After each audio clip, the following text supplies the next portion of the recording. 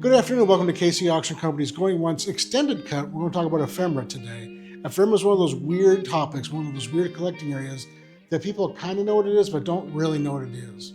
Ephemera comes from the Greek word ephemeros, which means to last a day. So it's really things that were never meant to last or be collected for a long period of time.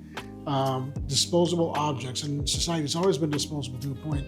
We're talking about things like letters, ticket stubs, programs for events, things like that.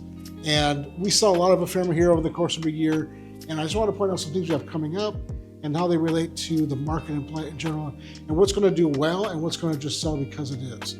Like our first piece here is a Teddy Roosevelt signed letter, and it is a Teddy Roosevelt signed letter. It's absolutely signed by him, but it is a singular line that says, "I thank you for your letter of appreciation." That's it. Still a signature, just the signature has value, right? It's a president. It's framed beautifully, it will draw attention, but it's not going to be exciting. It's not going to draw a lot of traffic. Now, this Charlton Heston letter is going to be exciting to people who like this. Charlton Heston, as you may or may not remember, was a famous actor, Screen Actors Guild president. In the early 60s, he marched with Martin Luther King, but in the 80s, towards the end of his life, he got very active in like the NRA and against gun control. Our client ran into him in an elevator in London. Didn't say anything to him, but wrote a letter to him, a note to him, and asked the bellman to give it to Charlton Heston. And our client included his address. Well, Charlton wrote him a handwritten letter where he talks about marching with Martin Luther King, where he talks about prying guns from his cold, dead hands, about learning the Constitution, all these great things, just great content.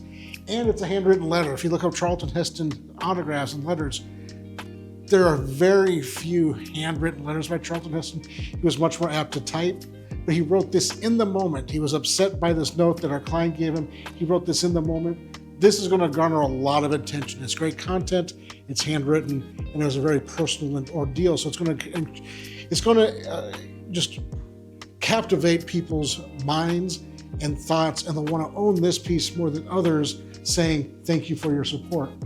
And this piece here is really interesting too. Same person, David Hughes Jr., but when he was, I think he was 11 here in this picture with Lenny Dawson. His dad and he went to the Chiefs-Bills AFL Championship game. This is 1967, before the Bills and the Chiefs were in the NFL. They were in the American Football League. This was their championship game. This part here is a homegrown piece of art. I don't know if David did this or somebody else did, but this is all hand painted, all hand stenciled. And then we have autographs from Len Dawson and Hank Stram and Ted Arbanis and others. We have the ticket stubs mounted here. We have pictures of them at the event.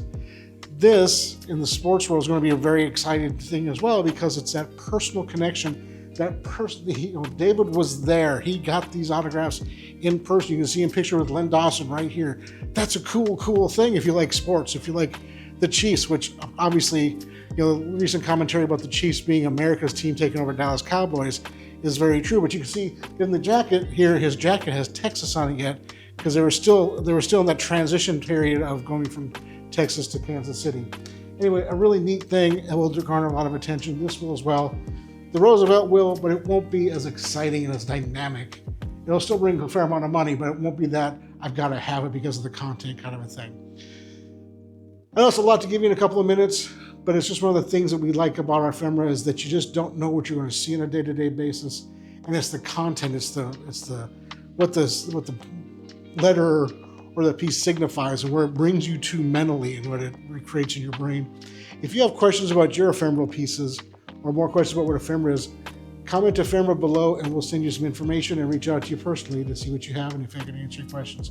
Otherwise, have a great day. Thanks for watching the video. Comment below that you liked it, share it with friends, and we'll talk to you next time. Thank you.